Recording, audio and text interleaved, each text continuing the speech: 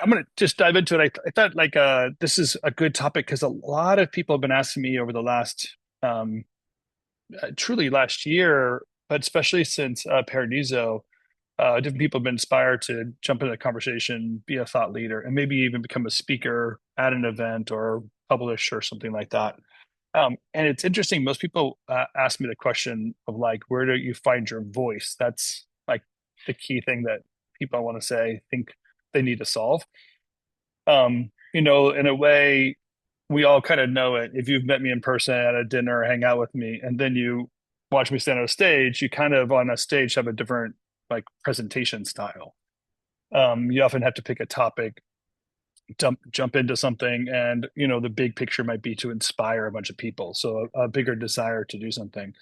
And so I think when people ask me about finding their voice, it's almost like, how can you with confidence get up on a stage every time and know you have something to say? I think is what that question really means to somebody, because the voice itself is something we already have very naturally. It's something that you already are. You already have conviction, some clear understanding, and sometimes we're afraid to express that voice, which might limit you or your ability to, be seen as an expert. So I thought I would just share what I'm seeing as a trend, really, in this idea that it's not only, we'll call it like experts standing on stage or having a voice nowadays, but really the opportunity for the people, because of your experience, to share that experience. And specifically the conferences I've gone to, I've met a lot of the conference um, organizers, the actual person running the event, and over and over again, they've told me that what used to happen at conferences where people would basically show their demo reel or just a project that they did. A lot of conferences are moving away from that and asking people to share their experience, like a turning point or a change, more strongly in that conviction area. So with that change in, we'll say, the environment is even a change and opportunity for anybody to stand up and do it. So my thought process today is to share some of the ideas that I've learned along that way. Okay, with that in mind, I'll just jump into it. I even made you guys a PowerPoint today, or a keynote, I guess. That was cool. I'd say keynote. All right. So first of all, you know that one of the big RevThink sayings is conversations change the world. We have that in community. That's what that's about. That's what this weekly briefing is about, is to open up dialogue, have a conversation. We do our dinners, our cohort dinners, which are usually small dinners when I come to certain towns. I did one last week in DC, did one in New York City. We did one in Los Angeles recently. So we're doing these opportunities, a place we go. We even did one when we were in Spain. So those are just like opening up dialogue, having conversations. This conversation that we're talking about here is more of a one-to-many kind of a platform. I'm talking about here. It doesn't have to be, it can be literally just like what I'm doing right now, where it is on camera, talking to something. I've seen the guys at BN. It looks like they're having conversations nowadays on their social media. Just having a point of view and getting it out there is the opportunity we're looking for. But there are some key elements that I think about and kind of reflect on as I put things together. And I'll share one point of view. So first thing I want you guys to do is just realize that the idea of an expertise is somewhat of a, we'll say, like a false promise that's out there.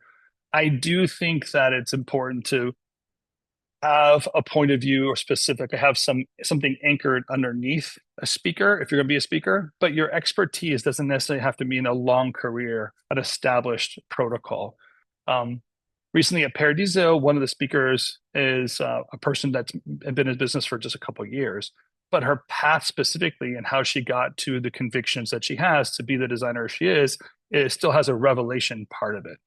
So to move beyond just like the expert position and thinking that you have to qualify yourself into, or in a way like shedding from the imposter syndrome elements of being a presenter and standing up and being a real person, that's what we're talking about. We want to have the real person with real life experience sharing something. Again, Ollie, I know that you have a personal life journey, and that's why you've been invited to do some speaking. Years in business, right? We know that currently made a transition or recently made a transition into being a business owner, but your own journey is there. You understand and are being welcomed into it. I think you having that experience at Paradiso, listen to other people, kind of know what that angle is about right now. Um, but a lot of us are going to have these opportunities, and I know for sure we must take advantage of them. In an AI driven world, it really feels like the voices, like human voices, are the ones that are piercing through, and person to person is how we know it's not being basically, AI created junk mail in my inbox, but there's a real human expressing something. So this busting the expert myth is really like being yourself, knowing that yourself is enough, and your journey is what people want to hear about. They want to compare theirs to yours, and they want you to express it with transparency and maybe some gratitude. All right. Okay, so leveraging a lived experience. For me specifically, a lot of us, when we get a chance to speak, we are often talking about something very global. We think very big picture about what we're trying to do. And we have this, again, desire to think that our job is to inspire. We want to be remembered. We want to have like the Seth, uh, what TED Talk, the Golden Circle TED Talk, where like everyone knows it and everyone can kind of like push that thing out there and be reminded, and we're all kind of repeating it in pop culture. A Malcolm Gladwell TED Talk or something like that. Like that's our desire. But in reality, most of us will be remembered not by the format or articles that we wrote or something like that, but they're remembered by the stories that you've told. Um, and here's the thing, like sometimes I find that a lot of us want to push or understand something of like pop. So the bigger studios, the bigger projects are the ones that people are standing on stage because it's a shared experience. I've seen that movie or I've watched those visual effects. I've loved that commercial, or that's my favorite team, whatever that thing is. So when we hear someone talking about it, there's a relationship to it personally when we're looking at that big project on stage. But here's the thing, that not all of us have those big projects or always want to repeat that big project over and over again. It's almost like playing your best hit every night and not singing any other songs. As a recording artist, you wouldn't want to do that as a speaker as well. So another way to relate is actually these lived experiences, because most likely all of us have walked into this walking through some form of doubt and then acceptance. And that lived experience, even if it's on a project, hey, I didn't think the client was going to buy this, to acceptance and to thriving, or in a career. So lived experience is something we can also all connect on, even if we don't have a shared one big global project that we're looking at. So leveraging your lived experiences. And like I said, more and more people who are throwing conferences want to hear your lived experiences more than the project experiences nowadays. So if you one pointer I would have for you is write those lived experiences down. I'm telling you this because I know that as a person that loves to speak, I have a lot of like memories pop in my mind of like, oh yeah, that was a really interesting moment. And I swear I was going to remember that. And then the time comes to do a speech. I'm like, what was that thing I did again? I can't find it. So do yourself a favor. When you ever have those thoughts, grab Siri and start just throwing notes into a reminder. And then when the opportunity comes, you can edit and filter through some of those lived experiences. But the key element of the lived experiences is expressing what the experience was, what the transformation was specifically, and then lesson learned. That's what we want to hear. That's where you can be very relatable. So lived experience is the best way to kind of go with that thought. Here's my other kind of concept here is leading through the conversation. I choose the word through specifically because many of us want to lead the conversation. We want to dominate the conversation. But leading through the conversation actually is the concept of encouraging conversation or encouraging dialogue. Sometimes when I'm on stage, there isn't an opportunity to create dialogue. I'm not like passing the microphone around or doing Q&A, right? So what I know is that in that moment, if I'm in a one to many moment, is that I want to begin a conversation that possibly carries over after I get off stage. In that case, I might inspire something by using curiosity or relevance, or finding something that is somewhat insightful and then sharing that insight that later on someone would come back to me. And I'm imagining the second part or future conversations happening off stage. And my purpose on stage is to lead that conversation there. But most of us actually are leading and speaking and sharing our expertise in everyday conversations. And again, like I think the perception is that the people leading an expertise space are the ones that dominate the conversation. Like you hand them the microphone and they do all the talking and you do all the listening. But I believe real leadership is one that understands how conversation actually works. That knows that you have to create a moment, ask questions, and then give a pause and let other people step into that conversation. So this conversation kind of method that I know that leads more and more and more into leads people more and more into the kind of growth you're looking for often comes because that person has to express a thought in order to understand the concept you're trying to teach. So to create moments where they get to express a thought, they learn from their speaking that they do, let that pause happen or let that dialogue happen and move yourself through it. So I love this one, especially through, I also like to say, listen through the conversation or listen through what someone is telling you. So they might be telling you a specific fact, but I'll just say have some grace when they're expressing something back. What they're telling you might not be making sense right in the moment. You asked a question and somebody seems to be going off on a tangent. With some grace as a leader, you're supposed to, if you can listen through what they're trying to tell you, where the point can be made, and then help them along, help guide them along, encourage them, maybe pick up on certain facts or ask intelligent questions to get to that point. Be graceful in that is a really great way to kind of express truly your expertise and understanding the topic, but also just your experience as a leader to show that you're capable of leading them. That's a true gift.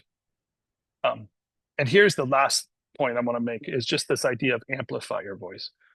I think this is the one that most of us want to put first, and I'm putting it last because when you find that voice or find that angle, find that expertise or find that lived experience that you want to express, the last thing you should be worrying about is where it belongs.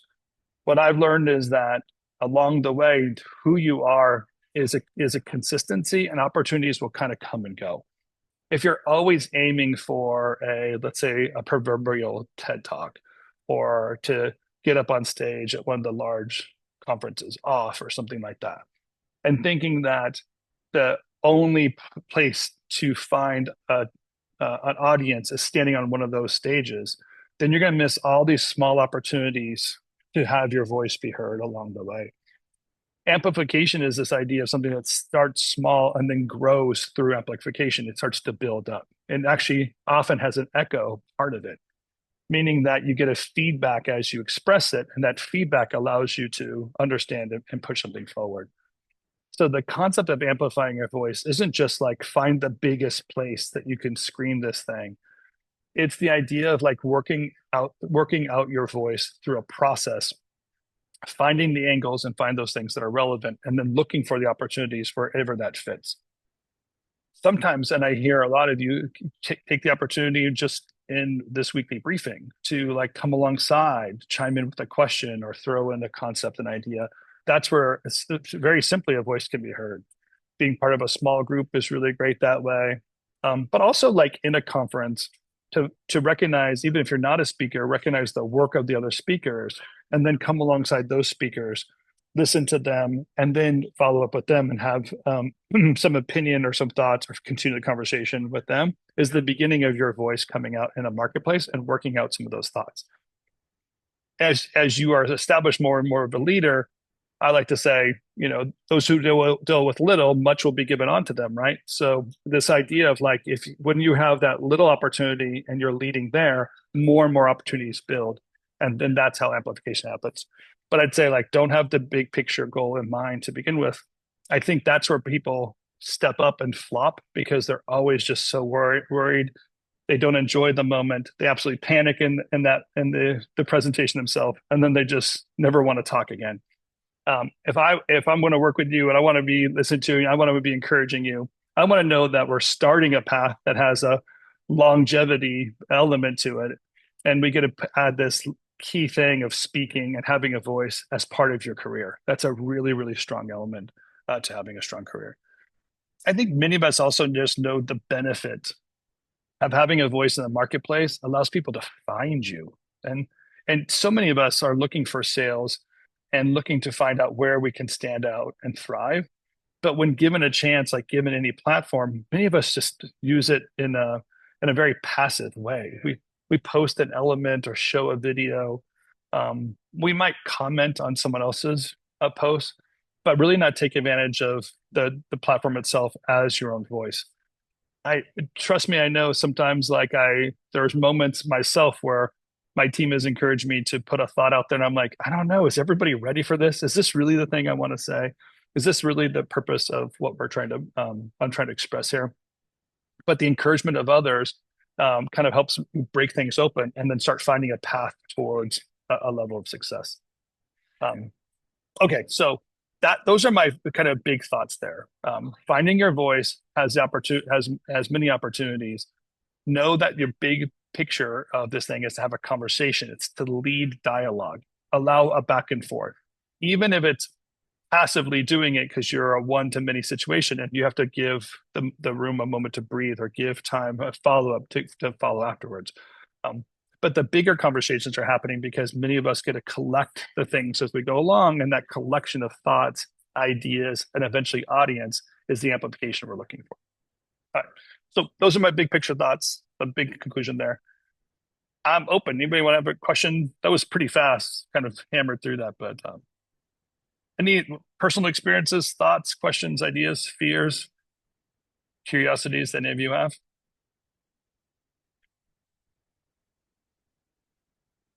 Those look at me like Tim's going to call on me if I don't say something. I can say something because I always have something to say.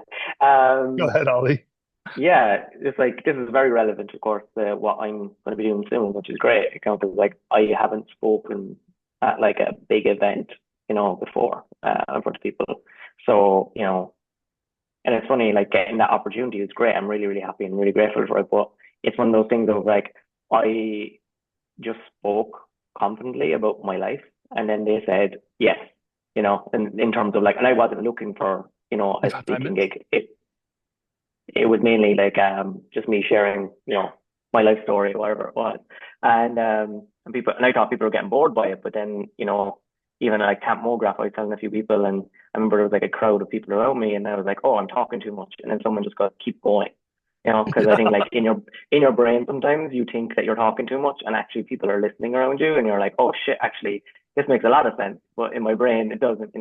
But yeah, getting the confidence lately for me to do that is like, very, very key. Yeah, being self-conscious is like one of the worst curses, isn't it? Because you're also like, wait a second, are people actually listening? And then you start double guessing what you're thinking, and then you slow down your process and you kind of just break your thought train. But yeah, Yeah, I yeah, it's kind of that's a it's kind of different. It's kind of different being Irish though as well, because your accent and like when you say a word like tree and it's supposed to be three, and people laugh, you're like, oh shit, do they actually understand what exactly. I'm saying? So when I do a presentation, like I did one recently back home to like my old college, community college, and of course I was like, I can be as Irish as I can be because they'll understand what I'm saying. But then it's kind of different when you're in America when you have to kind of announce no, enunciate the THs in your accent. So yeah, it's harder. That's hilarious. Yeah, we could all probably relate to that. Othniel's shaking his head too. I have an accent. Sometimes it comes out like really strong, other times not. And I think I sympathize and I agree with you what you're saying there, Ollie. In my past life, right before reaching this business ownership point, I did a lot of advocacy work, and that required standing in front of a lot of people and saying something that mattered to me, right? And a lot of things that are happening in LA right now kind of remind me of that. Not to get political, excuse me, Yeah. because I've stood at like Long Beach College and made very similar, stuff like that, right? But anyways, Yeah. and you, I, so this kind of takes me back there. I think you hit on a very important point of making the platform, ours rather than just say like commenting on something that somebody's saying, right? Because it needs to be super authentic right from the gut and having a strong belief about it in order for it to actually have an impact. Yeah, which is can be scary, right? Because the minute you're expressing your original thoughts or your personal thoughts and they're rejected, it feels like it's going to hurt more. So we hold back and we say what everyone else is saying, this big echo chamber. So we could just sounds like we belong. And that feeling Mm-hmm. of belonging is really, really warm and yummy feeling, but you didn't change anybody at all. You didn't make any really progress at all.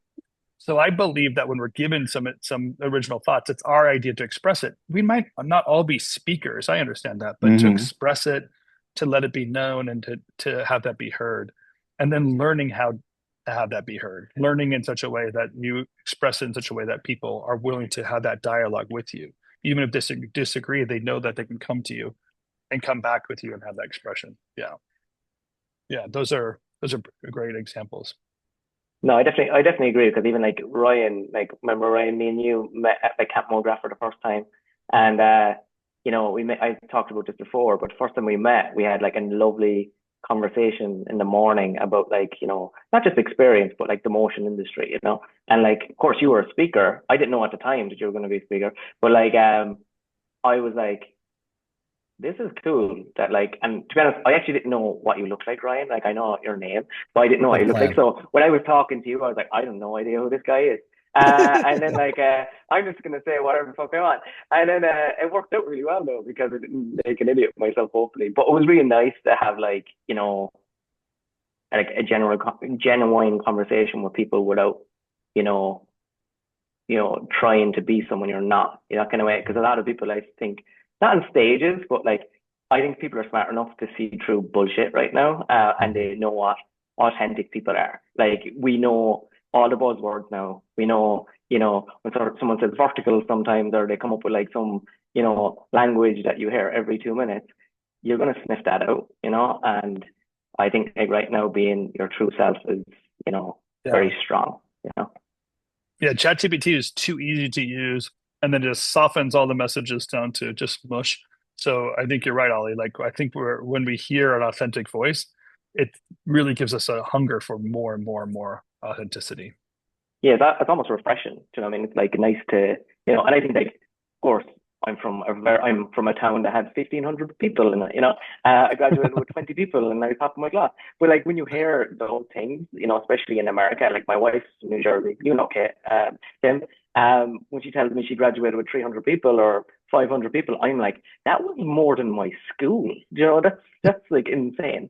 So like people's different like walks of life is very nice to hear. And like, I don't Yeah. know, for me, there's not many Irish motion designers out there, So like, I think when I come to an event or something like, oh, you're the Irish guy that does motion, but like, it's not really about that. It's about, I'm, a lot different. Like, I'm not just Yeah. an Irish person. I'm not so motion designer. Like, Ollie, you're a lot different. I'll second that for sure. I just don't stop talking. That's what it is. I need to, shut up. Yeah. So, Seth, you can relate to this? I saw that little thing you put on the Oh chat yeah, there. I've been doing public speaking since I was 19, and I started off out of college. I studied engineering in college, and so I was a big tech nerd. And I was like, I got to counterbalance this with something artsy. And so I started getting into dance, and without getting into the whole story, I've taught dance for over 30 years, and done improv with my wife, done public speaking for Deep Sky, and it's just the lessons to be learned. I really love what you said about making space to listen, Mm, giving people a chance to process the thoughts that you're hopefully sparking within them. And I think that space is really necessary. And then also just the way the world is working right now, it feels like everybody is an influencer. And so we're getting presented so much content all the time. It's easy to compare and it's easy to feel like you don't have anything of value or polish to share. And it's I think a rightful instinct to not want to contribute to a cesspool of garbage out there that's drowning everybody. And so there's a lot of things that feed that imposter syndrome, and especially if you're a thoughtful, considerate person, you're thinking about those things. yeah, that's so well said. That's really insightful too, because it really is the platforms itself are kind of leveling the playing field that in any because everyone has a voice, but I do think that everyone's voice it needs to be heard all the time, and there's places and times for it. But if no one speaks up, or the legitimate people, let's say, legitimate thoughts, the hard angles are not really being discerned and put out there, and you're letting just the minutia kind of dominate the conversation, we're not going to get anywhere, make any progress. I personally just think like there's too much encouragement in all of your stories too to hold it back. I often, when I'm doing a podcast, I want to hear someone's story, because the evolution of someone's thought, someone's maturity, someone's career, that process, those evolutions are ones that we can honestly, if we understand them, we can help navigate our own decisions. And that is very encouraging. So many of us really don't know what to do next. And then when we start hearing that life experiences from other, then we can start comparing ourselves to it and wanting something like that, or having moments like that, and then be able to like make the decisions to keep yourself going, or encouragement to keep yourself going. Those are so important. We're just so isolated sometimes in our own thoughts, and the type of career that we've chosen, I think it makes us even more isolated. Very few people could relate to it. So your voice, your thoughts, your experience are really, really important for others. I want to get those out there. All right, they're going to kick me out of this hall space. I guess the rehearsal's over, and they're asking me to leave. But I'll give anyone want a last thought here? They don't know that I'm going to give you guys a last thought, but I'll let you have it. Come on, Ryan, your name was dropped. Give us at least a 20-second blurb here. I think you don't have to actually worry about being a public speaker if you want to try to like express your voice too. Substack has been an amazing space for literally just posting things that I think are cool and keeping out of the conversations about AI and who's right and who's wrong. Just like, man, sometimes people just want to have a place where they can go to feel good about the industry and see dope stuff. And it's been awesome. I never thought people would pay me to send links their way, but like it's legitimately a great way to test out your point of view before you have to get on stage in front of people. Perfect example. Substack is really amazing as a tool, as a platform. It feels like it's the legitimate place to go and collect those thoughts and express those thoughts. So that is a really great idea. Create your own blog that way. It'd be awesome. Okay, that's it. Pray for me as I'm getting on stage Dash Bash. Whatever you guys do, give me some encouragement, put some mojo out there for me. But great to have you guys here. Part of the conversation this week. I appreciate you all. And I'll see you next week. By the way, just a couple quick announcements. Our next small groups are going to start the week of July 7th. We're going to announce them in the next couple of weeks. Nico's going to still have a group. Joe is going to have his group on sales. Matt's doing something related to marketing. And I'm going to do one around the topic of where does my money go? So if that's one of the questions you have, like, where does it all go? Why does it go so fast? Whatever. We're going to spend those weeks processing that, learning some techniques, but also just understanding maybe some concepts of money or concepts of our industry and this idea of margins. It's really, really, really difficult in that time right now to understand what the margins are. So I figure we can spend 10 weeks, have some fun with that in the summertime. So keep your eyes peeled for that. That's all coming up soon. But thank you all for joining me. It's great to see you this Wednesday. We'll see you next week briefing. Take care.